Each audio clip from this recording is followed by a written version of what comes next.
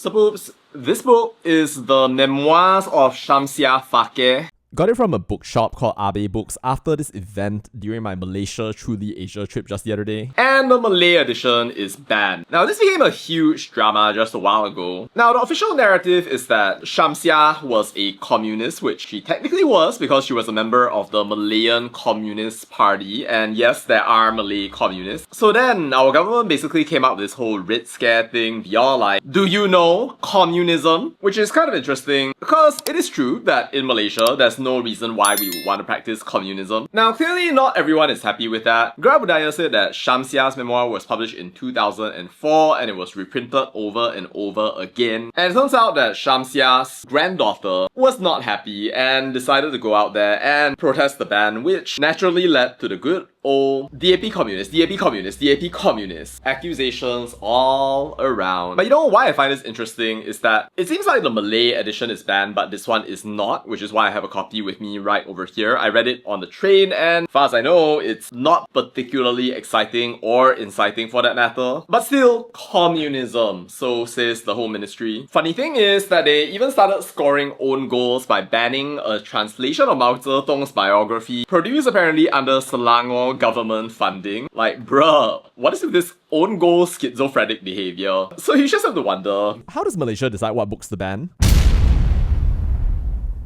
You know, it just makes you wonder exactly how many books these people have banned and whether those bans make sense. Turns out the Penang Institute actually made a piece about this, and it turns out that there were 1,695 books banned between 1971 and 2017, 37 books per year. And it looks like there are way more Malay books that are banned compared to English books or Chinese books. So it turns out this is actually quite a big issue. To restrict ideas, make it so that people can't talk about them, discuss them, or even have access in the very first place, because our government apparently is afraid that these books are going to menggugat keharmonian masyarakat, or whatever it is. Apparently all of this happens under the Printing, Presses and Publications Act of 1984, which makes it so that the Home Ministry can regulate pretty much everything concerning the printing, distribution, possession, licensing, and prohibition of books, with absolute discretion to ban anything if the content is prejudicial to public order or morality. Which then makes you wonder why Zahid Hamidi banned Breaking the Silence. Though it looks like even Zahid wasn't sure himself. And why, in turn, Mustafa Akio's Islam Without Extremes was banned, and it kind of makes you wonder if maybe these people actually want our country to descend into extremism, and they don't even want our people to talk about some of the ideas that we should be talking about. You know, the funny thing is that clearly not everybody agrees with the Home Ministry, and then Malay Mail went and published that, oh, do you know that you can actually go and read this Islam Without Extremes for free online? Yes, you can. Yes, you can. And maybe you should, because there shouldn't be a need for extremes. Or, by the way, for people who don't even know what an extreme is, because their own government has choked them and said, hey, you can't even learn about this topic because it is going to stop our public morality. Turns out the reasoning is usually kind of like bantai je. People aren't so stupid to become immoral or communist just because of a single book, right?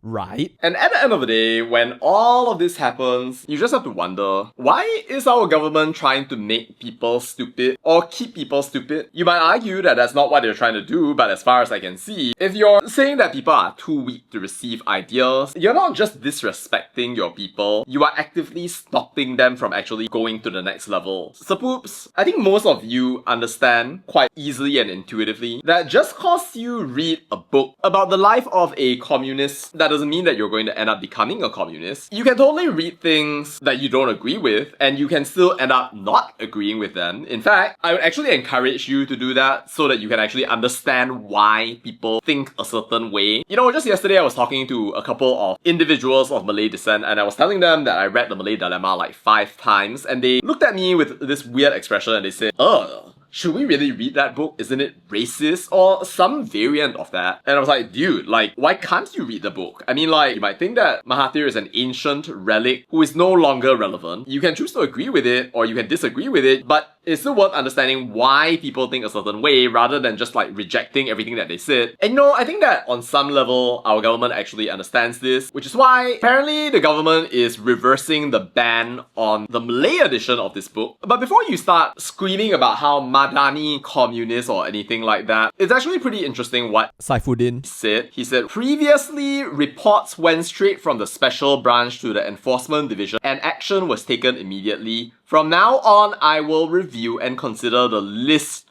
of books to ban first. Wow.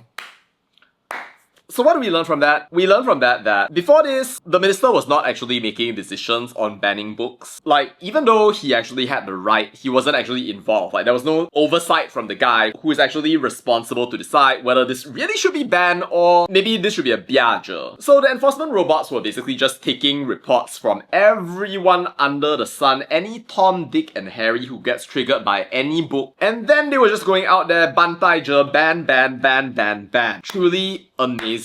But before you go out there and scream about good old Saifuddin, you also have to consider, right? Our government would not be banning these books if people weren't actually reporting them. And unfortunately, whether you like it or not, there are a lot of people out there in our country who want to police the way that we think, the way that we believe, every single thing out there under the sun because they cannot stand it when people do not behave in the way that they want. That's where you get all of this moral policing, yapping about rain rave, probably even a KL festival, and you end up with all these people saying that they need to protect all of you better, more efficiently, make sure that society is safe. And for once, I'm not gonna mock you for that, even though I think you have to be pretty weak to have your entire mind reshaped by a book. But yeah, there's this phrase that goes, the road to hell is paved with good intentions. The thing people need to realize, in my opinion, purely my opinion, is that hey, you can build walls around you to protect you from the storm, the titans, the whatever the hell it is that you're trying to run away from. But what protects you is also going to confine you. And armor can protect, but it also restrains. Put up traffic lights at every single junction because you don't want accidents, then you might as well not build a road at all because nobody's going to be able to move. And somehow or another, you need to find a balance because at the end of the day, if you're literally just banning publications because they're saying, hey, don't force religion upon people, then there's something very seriously wrong here. Not just with your vision, but also in terms of the way that you're controlling people while telling them that you're protecting them. But at some point, as a human individual who was born into this place, who has your own mind, you have to wonder to yourself if really it makes sense for you to be so-called protected in this way, never actually learning about the world, only filtering things through your selected ustazas who tell you, hey, ini adalah ajaran sesat, while you tell yourself that you have absolute truth. That's a horrible way to learn about the world, dude. But still somehow or another, the leaders of our society, KDN and otherwise, seem to think that this is the direction that we should go in. Now, I don't know if Saifuddin reviewing a list is really going to do any better along the way, because at the end of the day, whether he personally reviews the list or not, if this sort of culture whereby we keep saying that we need to protect ourselves over and over again just keeps continuing, then you're still going to end up getting books like this banned for no reason, no justification in parliament, and Malaysia as a whole is going to get stupider and stupider and stupider. And it's not even as if people were even reading in the first place. I mean, like, they were on TikTok, they were watching short videos. So if you still have this culture of telling people that, hey, like, you can't read this book or whatever have you right there, all you're gonna do is just make them feel more entitled to keep